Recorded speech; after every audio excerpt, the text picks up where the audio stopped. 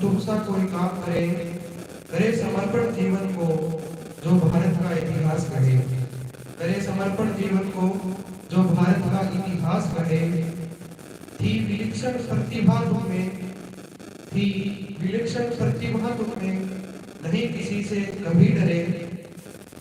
कांटो भरी थी राह तुम्हारी, कांटो भरी थी राह तुम्हारी, फिर भी निरंतर आगे बढ़े।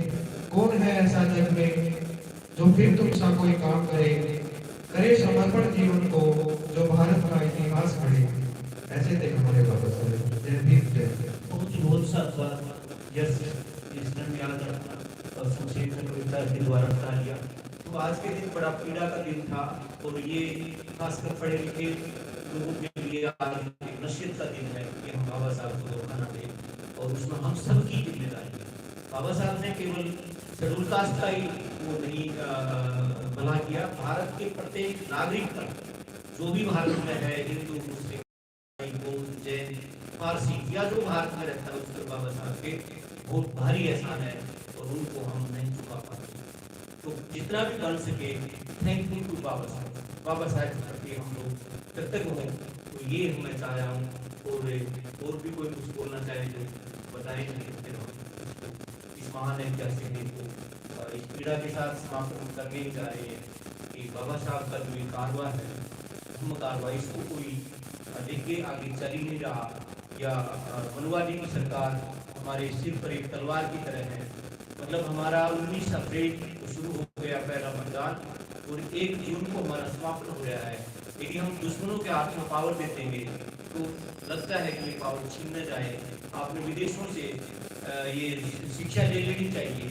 जैसे 24 साल को राष्ट्रपति कौन सा हो गया, रूस का राष्ट्रपति बना बैठा है, 24 साल से कब्जा किया हुआ, उधर चीन का राष्ट्रपति कब्जा किए बैठा है। तो ये सही है, कभी ऐसा ना हो ये आखिरी इलेक्शन हो और जो राष्ट्रपति को वोट का अधिकार है उतना ही मजदूर का है। जो आप फेरी लगा रहे हो, आपको भी उस वोट की उतनी ताकत है जितना राष्ट्रपति भवन में बैठी द्रौपदी मुर्मू को है।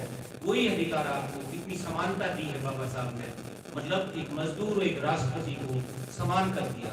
एक राष्ट्रपति कोई अपराध करता है, एक मजदूर भी वही अपराध करता है, तो दोनों को समान सजा का प्रावधान, equal offence to equal punishment, समान अपराध को समान सजा। इससे बड़े समानतावादी प्रोधा संसार में कोई हो सकता है क्या? तो इतने बड़े समानता के प्रोधा को हम लोगों ने रुला दिया।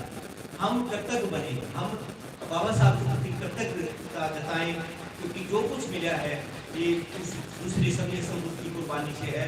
और दूसरा संघीय समृद्धि के बारे में जैसे अभी बता रही थी यश कविता पढ़ के कि ऐसा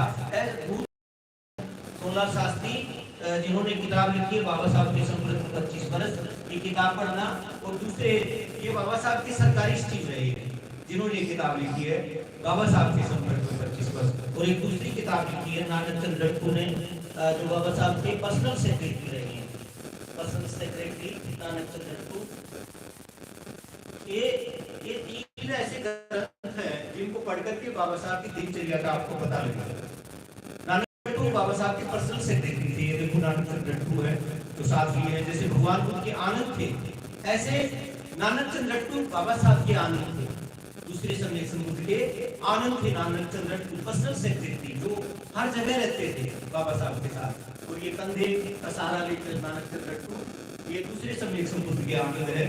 तो इनको किताब को पढ़ोगे, ये देखो डॉक्टर अम्बेडकर कुछ अनछुए पर्सन, और ये बाबा साहब डॉक्टर अम्बेडकर के अंतिम कुछ वर्ष, और इधर बाबा साहब के संपर्क में 25 साल सोमनाथ शास्त्री को जब आप पढ़ोगे तो इस महान ग्रंथ में ये लिखा है कि भूतो न भविष्य, न ऐसा भूतकाल में महामानव हुआ और न भविष्य में ऐसा होगा। ऐसे थे महामानव बुद्ध, एक दूसरे समय समुद्र, ऐसे महान थे। तो जितना भी हम कह सके कमी है। आखिर में सारांश में यही है कि हम बाबा साहब के बताए हुए रास्तों को क्या करें। बाबा साहब और में भारत धर्म आई थी, उनकी बीमारी इतिहास में लिखी रही है, उनकी अमर कहानी। तो उसमें बाबा साहब क्या करें, मेरा सबसे बड़ा सम्मान यही होगा कि आप मेरे बताए हुए मार्ग पर चले गए। तो सबसे पहला तो मार्ग क्या है कि हम बौद्ध बने। यदि हम जाति में रहेंगे, हम जात पात में रहेंगे, तो हम बाबा साहब के विचारों